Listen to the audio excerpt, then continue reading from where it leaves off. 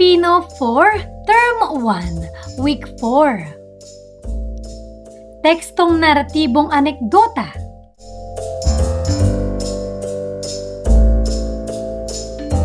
Matatag curriculum, bansang makabata, batang makabansa, with me, Teacher KMT.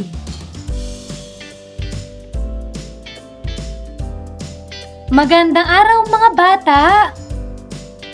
Ngayon ay pag-aaralan natin ang tungkol sa tekstong naratibong anekdota.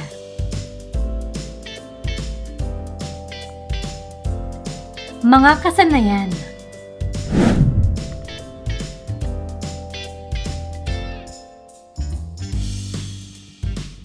Unang araw.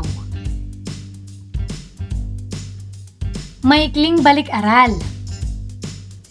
Alam ko, tukuyin kung hugnayan o hindi hugnayan ang pangungusap sa bawat bilang. Una, ang parabola ay isang maikling kwentong may aral dahil kalimitang hinahango mula sa Biblia. Magaling. Hugnayan.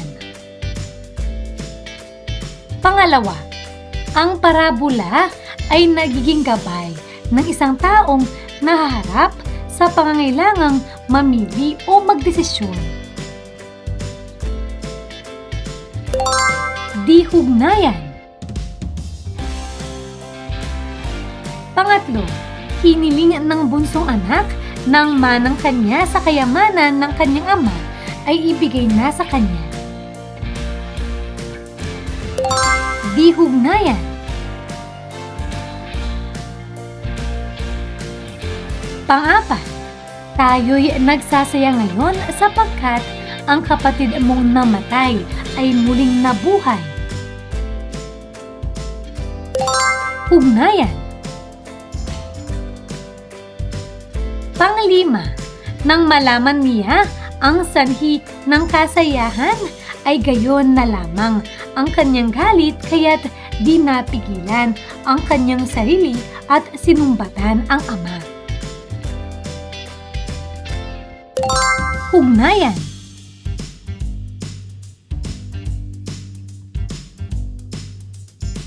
Paglinang sa kahalagahan sa pagkatuto sa aralin. Sipat eksena. Panoorin ang video na bawat bata ng Apo Hiking Society at sagutin ang katanungan.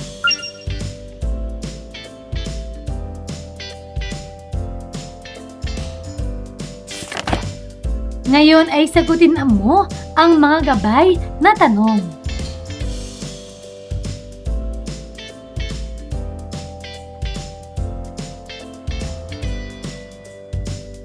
Paghawan ng bokabularyo sa nilalaman ng aralin. Tala salita. Ibigay ang salitang binibigyang kahulugan sa bawat bilang. Hulayan ang nasa kaliwa o nasa kanan na salita ng wastong kasagutan. Una, anong mga ninanais na makuha o marating? Ito ba ay layon o ayaw? Ito ay layon. Pangalawa, maikling salaysay tungkol sa kawili-wili o makabuluhang pangyayari sa buhay ng tao. Ito ba'y alamat o anekdota?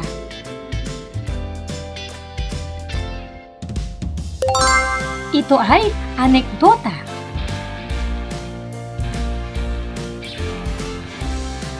Pangatlo, ginagamit sa pagtingin o pagtanaw. Visual o pisikal? Ito ay visual.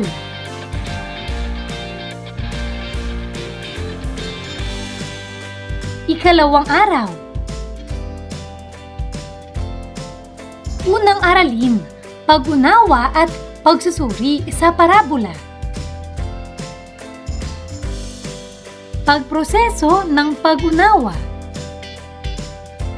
Basa-unawa. Basahin ang anekdotang Si Pilu Bibo. Anekdota ni Alan M. Utleg. At sagutin ang katanungan kaugnay dito. Si Pilu Bibo. Anekdota ni Alan M. Utleg. Ang magandang kinabukasan ay pinaghahandaan. Ang pag-abot ng mga pangarap sa buhay ay bunga ng pagsisikap sa pag-aaral. Karaniwan sa mga may determinasyon ay may matagumpay na kapalaran at ito ay maitutulad sa isang pakikipagkaibigan. Pasukan na naman. Nagunahan ang mga mag-aaral na pumasok sa kani-kanilang silid-aralan. Sabik na sabik silang makitang muli ang mga dating kaibigan at makilalang lubos ang mga bagong kamag-aral. Samantala, may batang bihis na bihis. Nagpalinga-linga si Pilu. Nang makita ang grade 4 Ilocos na nakasabit sa may pintuan ay agad siyang tumakbo. Pumasok na siya sa silid at agad pumagitna. Magandang araw po sa inyong lahat. Masayang pagbati ni Pilu. Lahat ay nagulat, nagtinginan sa isa't isa. Biglang nagtawanan dahil sa pagkurap-kurap ng mga mata sabay pagngiti ni Pilu. Kitang-kita ko na kayo ay nagulat sa aking pagdating. Ibig ko sanang ipakilala ang aking sarili dahil ako ay bago lamang sa inyong paaralan. Hindi kumibo ang mga mag-aaral sa grade 4 Ilocos. Napakatahimik ng buong silid ng mga sandaling yaon na tila namangha sa kanilang natunghayan. Muling nagsalita ang batang bibo. Ako nga pala si Pilu, batang bibo at palakaibigan. Ang aking kasabihan ay kapag walang kakilala, ikaw ang magpakilala. Sabi sa akin ni nanay ay bulatin ko raw kayo. Kaya ang ginawa ko kanina ay ginulat ko kayo ng masayang pagbati ko. Gusto ko sana ay maging kaibigan ko kayong lahat. Nagulat ang lahat sa sinabi ni Pilu. Pagkuwan ay nagbulungan ang mga mag-aaral. Habang naglalakad na patungo sa kanyang upuan, isa-isang kinamayan ni Pilu ang mga kamag-aral, sabay tinatanong ang kani-kanilang mga pangalan. Sagutin ang mga gabay na tanong. Una, tungkol saan ang anekdota? Magaling! Ang anekdota ay tungkol sa isang bagong estudyante na si Pilu na masayahin at palakaibigan sa unang araw niya sa paaralan. Pangalawa, sino-sino ang mga tauhan sa anekdota? Ang mga tauhan ay si Pilu at ang kanyang mga kaklase sa grade 4. Pangatlo, paano binati ni Pilu ang mga kaklase? Masayang binati ni Pilu ang mga kaklase niya ng magandang araw po sa inyong lahat.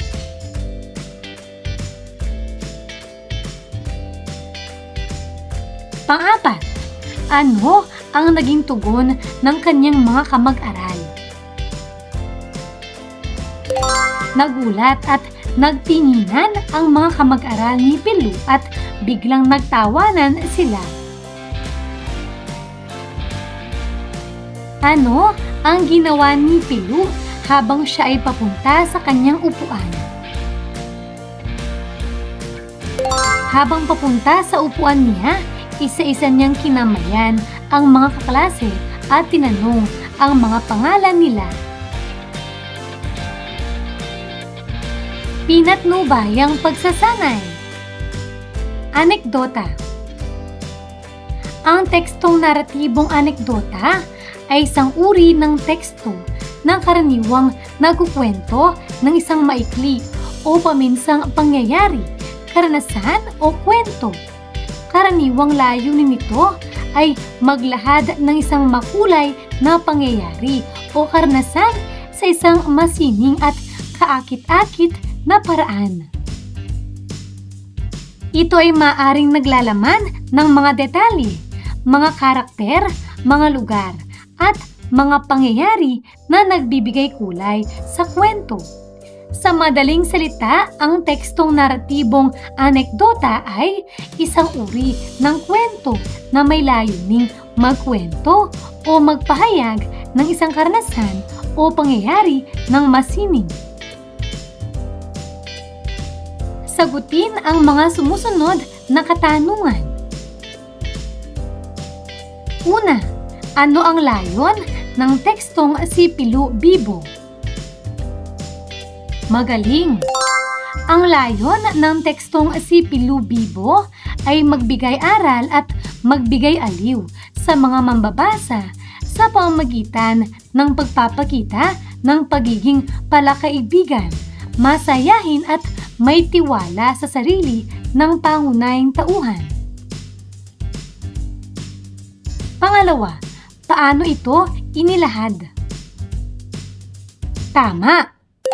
Ito ay inilahad sa paraang pasalaysay o anekdota na nagkukwento ng isang makabunuhan at kawili-wiling karanasan sa buhay ng tauhan. Pangatlo, naging mabisa ba ang paggamit ng mga elemento nito tulad ng angkop na wika ng tauhan, paglalarawan sa tagpuan, at pangyayari? Magaling! Opo, naging mabisa ang paggamit ng mga elementong ito dahil naging malinaw, makatotohanan at madaling maunawaan ang mga pangyayari at damdamin ng mga tauhan sa kwento. Paglalapat at pag-uugnay. Happy o sad? Tukuyin kung ang sumusunod na kwento ay tekstong naratibong anekdota o hindi sa pamamagitan ng pagsulat ng biswal na masaya kung tama at malungkot kung hindi naman. Una, noong nasa isang fast food chain ako, nagtanong ako sa crew kung mayroon silang vegetarian meal. Nagpakita siya sa akin ng menu at sinabing ito po ang aming vegetarian meal, cheeseburger na walang karne. Happy o sad? Happy.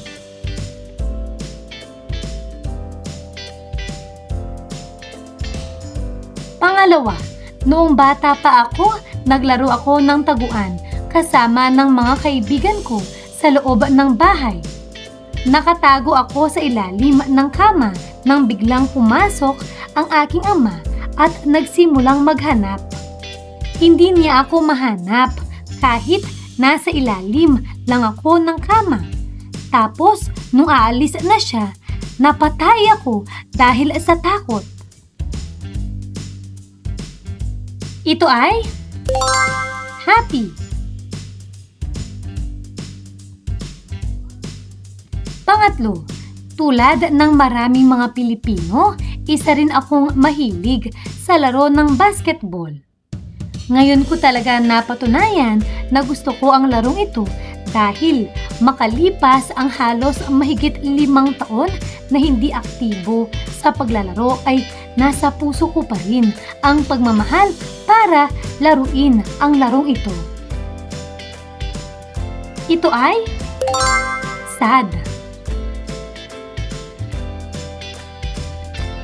Pang-apat, nasabing ang puno ng lansones ay karaniwang makikita sa Luzon. Gayunman, walang gaanong pumapansin dito. Isang araw, isang magnanakaw ng kalabaw ang hinahabol ng mga tao. Napagawi ito sa lansonesan at doon nagtago. Sapagkat gutom na rin ang magnanakaw sa katatakbo, pumitas siya ng lansones at kumain. Nalason siya. Dinatnan siya ng mga taong patay at may bakas pa ng bula sa bibig. Mula noon, pinagkatakutan ang lansones. Walang nangahas kumain nito. Ito ay happy. Panglima, maganda ang panahon. Mainit ang sikat ng araw. Maaga pa lamang ay gising na si Langgam. Nagluto siya at kumain. Pagkatapos lumakad na siya. Gaya ng dati, naghanap siya ng pagkain. Isang butil ng bigas ang nakita niya. Pinasan niya ito at dinala sa kanyang bahay. Nakita siya ni Tipaklong. Magandang umaga, kaibigang Langgam. Bati ni Tipaklong. Kay bigat ng iyong dala. Bakit ba wala ka nang ginawa kundi maghanap at mag-ipon ng pagkain? Ito ay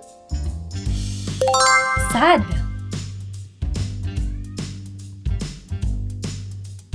Ikatlong araw. Pangalawang aralin. Tekstong biswal. Pagproseso ng pag-unawa. Hulaan na mo, larawan ko. Tukuyin ang kahulugan ng mga sumusunod na icon o biswal. Una, alam mo ba kung ano ito? Magaling.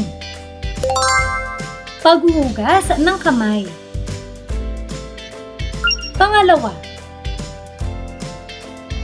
tama. Palikuran o comfort room sa Ingles. Pangatlo, mahusay. Ito ay fire extinguisher.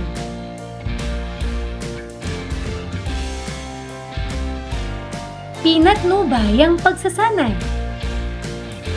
Itala mo. Magtala ng iba pang biswal na makikita sa labas ng paaralan.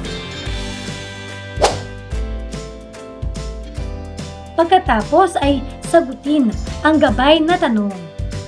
Una, ano-ano pang mga larawan ang nakikita ninyo sa labas ng paaralan?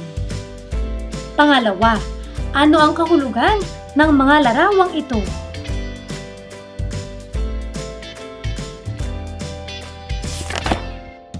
Narito ang mga halimbawang sagot.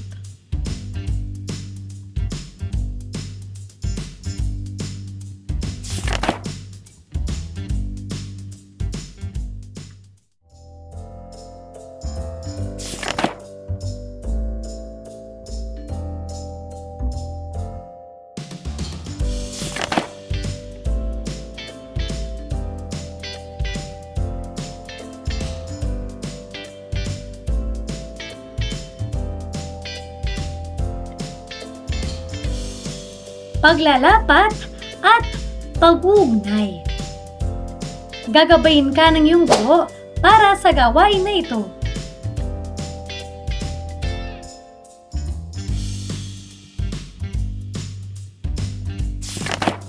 Narito ang halimbawang sagot.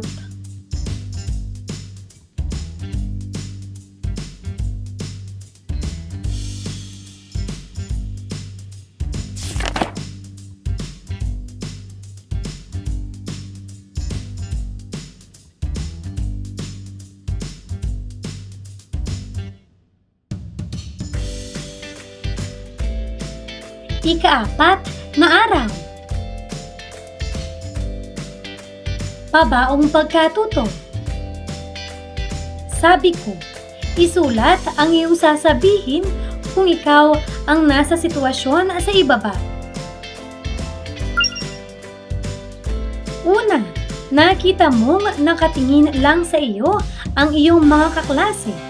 Paano mo sasabihin na nais mo silang makilala? Magaling! Kung nakatingin lang sa akin ang aking mga kaklase, sasabihin ko, "Hello, ako nga pala si Rachel. Gusto ko sana kayong makilala at maging kaibigan."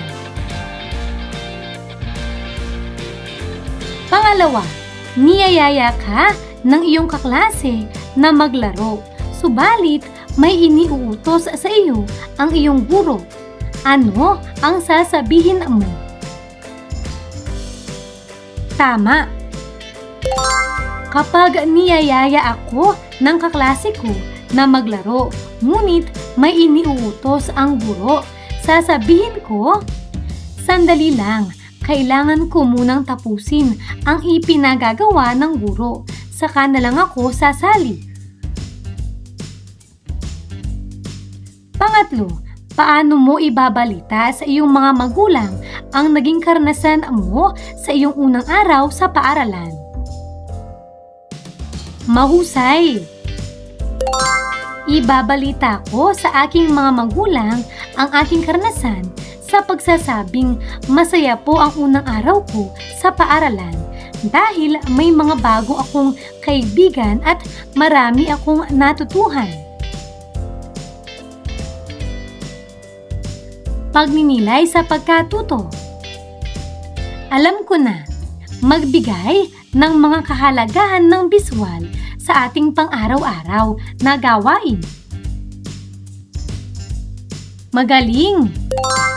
Mahalaga ang biswal dahil nagbibigay ito ng malinaw na impormasyon at gabay sa ating pang-araw-araw na gawain. Nakakatulong ang biswal upang mapanatili ang kaayusan at kaligtasan sa komunidad. Pinapadali ng biswal ang pag-unawa sa mga paalala at panuntunan sa ating paligid. Pagsusulit. Sumulat ng isang anekdota batay sa ibinigay na paksa. Isaalang-alang ang mga katangian na dapat taglayin ng isang anekdota. Pamagat. Ang aking unang araw sa eskwela.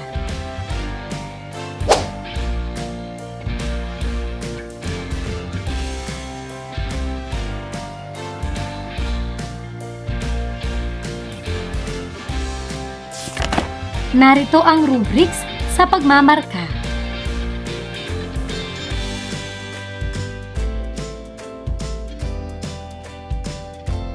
Nagawa niyo ba ito? Mahusay kung ganon! Ano ang mga natutuhan mo sa araw na ito?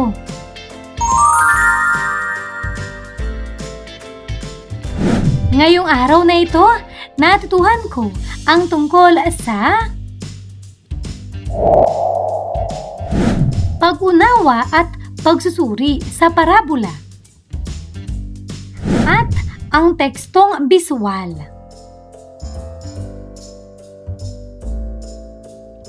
Maraming salamat sa pakikinig mga bata.